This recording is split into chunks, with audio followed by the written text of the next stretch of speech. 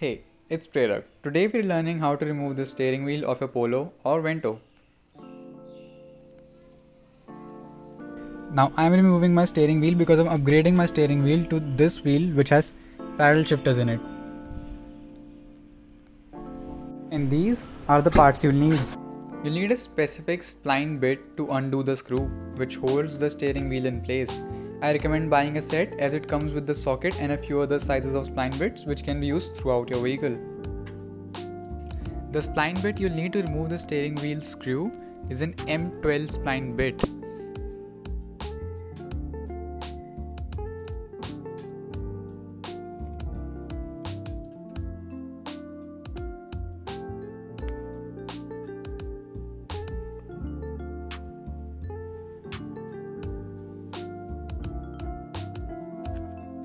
Here I'm using a 1/2 inch ratchet and the 1/2 inch socket provided.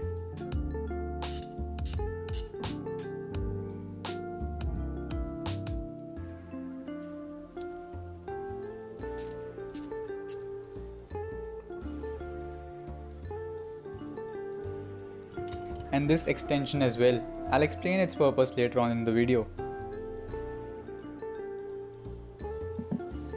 You'll need a 10mm socket to disconnect the battery. I have this cross which has a few sockets on it already, so I'll be using that.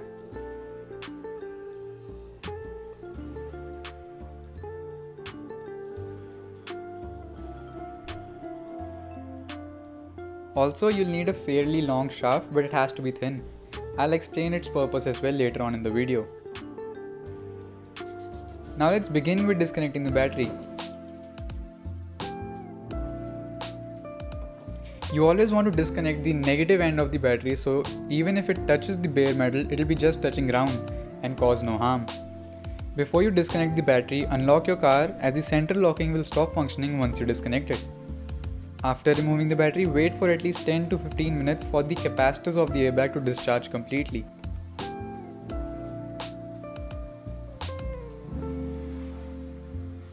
While working with the steering wheel, pull the wheel out and keep it at a comfortable height to work with, and pop the trim out like this.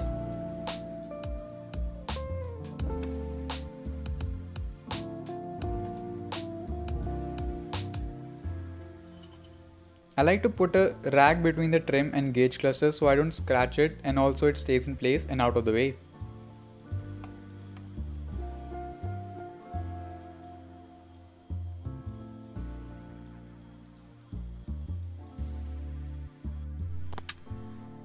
Now when you have the trim removed, what you need to do is turn your wheel anti-clockwise till this position.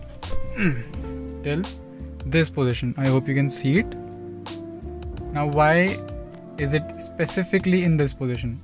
We have an access hole right behind this point. Imagine a line going through this point. We have an access hole right here.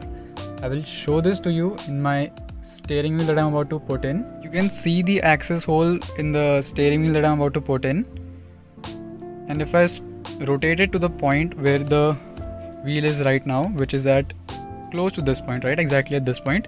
And that access hole is on the top, at the top dead center. It's right there. So this is the reason why we have this steering wheel in this position. Look, if this is the steering wheel, we go right behind it in this position. We go right behind it and you can see the access hole right here. This is a rubber access hole, a rubber grommet if you will. What I'm going to do is use this screwdriver, but because of its handle, I'm not able to put it through. So what I'm going to do is just use its shaft and use the Phillips side of it. It doesn't matter which side you use, just the Phillips side won't shift a lot, won't skip a lot in the spring that is inside of it. There is a small spring that we're trying to pull downwards. If the spring is like this, we're trying to pull it downwards. So I'll just puncture the grommet and take it parallel with the steering wheel. It's parallel with the steering wheel right now. When you'll insert it, you will feel that there is some blockage in there. There is something stopping it. When you feel that, just pull it out a couple of millimeters, just a smidge bit out, and pull the shaft upwards. So it pushes the spring down.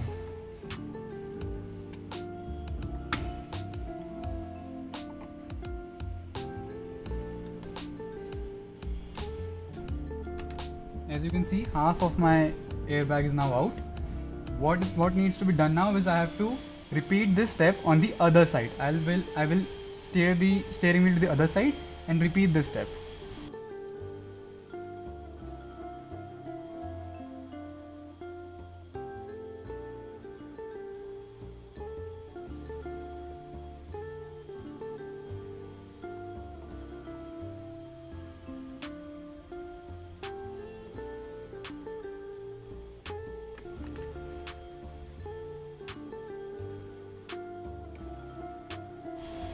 As you can see, my airbag is completely out now. You don't want to let it hang. There are sensitive wires behind it that go to the airbag.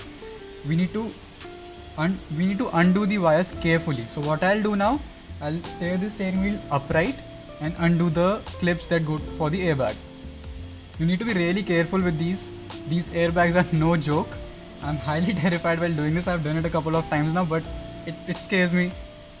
It still scares me, even though I've done it a couple of times now. Now I'll explain how to undo the clips of the airbag. This is the airbag now removed. Behind it you'll see a couple of wires going into a clip. The yellow clip needs to be undone and it has a white tab on it. That white tab needs to be pulled outwards and then the yellow tab can be pulled out. There are two connectors. You will see this yellow connector right here and another connector going to the steering wheel, which I will show later on. Right now we'll focus on this, the yellow connector that needs to be undone so the airbag can just be pulled out. Pull the white tab out and put pressure on the white tab while trying to pull out the yellow connector, and it will come right out. With the airbag connector pulled out, this is another connector that you need to undo. This is on the left side of your steering wheel, right back here. This connector will have a small clip behind it. You'll need to push it in and just pull the connector out. It'll be easy. With the airbag out, you can clearly see where we were putting the pressure. These are the two springs that we were trying to push down or to the center of the airbag to undo it from the three springs that there are. You can see there are three gaps over here in which the spring gets in place, and we were pulling these down or to the center so that these can be undone from the spring and your airbag is out. Now, in order to put your steering wheel to the side, never put it facing downwards. If it were to blow up for any reason, which I don't know if it will, but if it does, it can become a projectile and just shoot up. So what you need to do is put it facing upwards, so even if it were to blow, it wouldn't become a projectile and hurt something else. Just put it facing upwards. Now this is the bolt that we need to remove. What I recommend is pull your key out and just lock the steering wheel. You can see my steering wheel is now locked. Now grab your tools and pull out the M12 connector, which fits perfectly into this. This is a spline bit socket, so you need a socket with it. This is a half-inch socket, but you can use whatever you have. It should just fit in this. This is why you need the extension rod that I earlier mentioned. You can see that the bolt is a little deep inside the steering wheel. You cannot just fit your socket. If you have something else, obviously use your way around it. I'm just letting you know that this is a deep hole, so you'll need a longer tool to fit there. So what I have is this extension. The tools I'm using, all of those are linked down in the description. So if you want the exact same tools, you can check out the link in the description. Now this is the setup I have. I just need to spin this screw counterclockwise.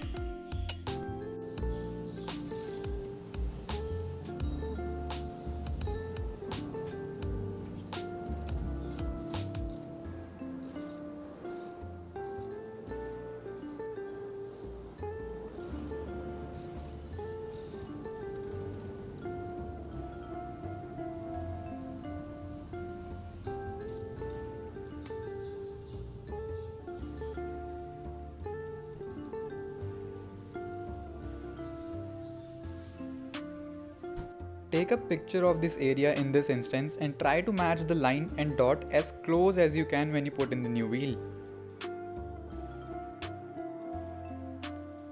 Now the wheel can be just pulled out. If it doesn't come out as easily, hammer it in the manner I'm doing right here and it will get free from the shaft and come right out. Now this is your clock spring. This black part that you see here, this is your clock spring. This makes sure that all the wires that are going from your steering wheel to the modules don't get twisted while you turn and all. So make sure that you do not turn it in either direction. Just keep it where it is, do not turn it. Now if you are here just to learn how to remove your steering wheel, this is where it ends. This is how you remove your steering wheel. If you are going for a new wheel, the process is exact opposite of this. I'm upgrading to a paddle shifter wheel, so I'm going to show the process right now, what I'll do, and I'll show how the paddle shifters work.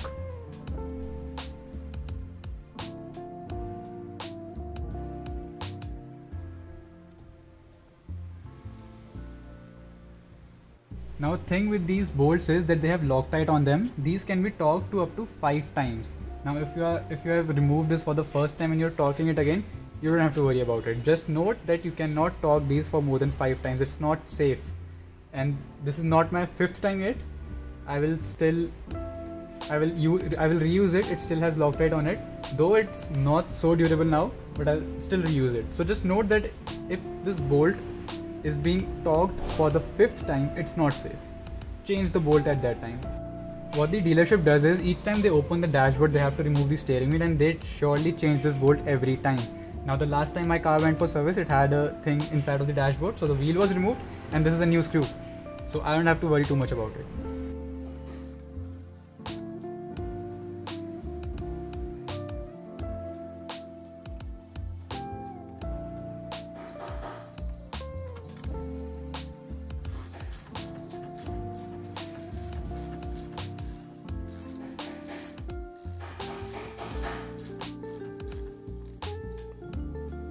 Now installation is the opposite of removal. You just need to put this clip in onto the left top side and this clip in to the clock spring. Both of these will clip into place, and make sure to push this white tab back in when you have placed the connector. Now the clip of the steering wheel on the top left, it has to be away from you. The clip part of it has to be away from you.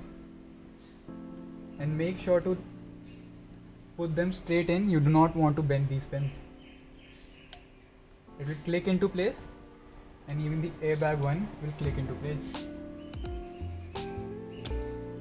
And when it has clicked, just push the white tab in, and that's it. Just make sure that these plastic connections, the plastic guards for the wires, aren't tangled anywhere, and you should be good.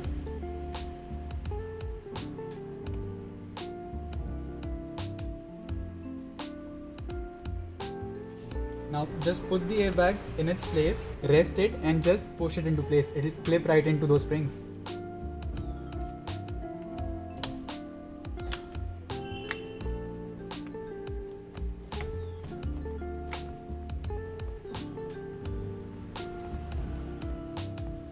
Just test it, feel for it, make sure that it is in the right place. If it's not in the right place, if you have messed it up, if one of the connector feels like it's not going in correctly, you'll have to repeat the procedure of removing those clips and installing the airbag back in. But in most cases, this will go back in very easily, like it did here. Look, it's in place and it moves flawlessly. The new steering wheel is in place.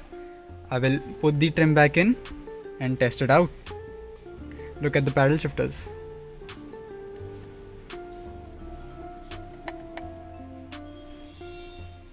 Now when you will be connecting this again, be ready for some sparks. And another thing that I want to mention is that I have experienced previously that each time I remove the battery, a lot of modules just shut down and don't work for a while. Modules which are responsible for maybe one touch windows, they stop working for a while. I've noticed the one touch function just goes away for a while, and also your clock will reset, your FM signals I guess will reset.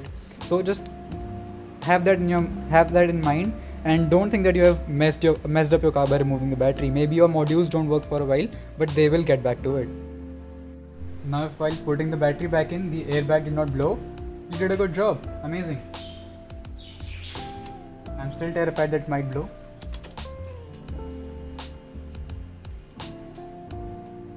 Nothing happened.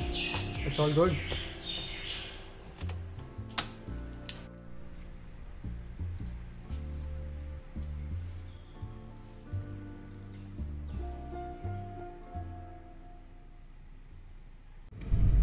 As you can see, if I upshift, the car upshifts. Now for upshift I need to be in a higher RPM. If I'm under 2000 it won't upshift, and if I don't make any actions, the car will soon take over and do everything itself. It will put itself back in D. Another way to put yourself back in D is just to hold the upshift, which I will do right now. I'll just downshift once and I will hold the upshift. It will go back into its drive mode. That's what the off here means. You can see, downshift it again, and if I hold the button, it will go back in drive and take over completely.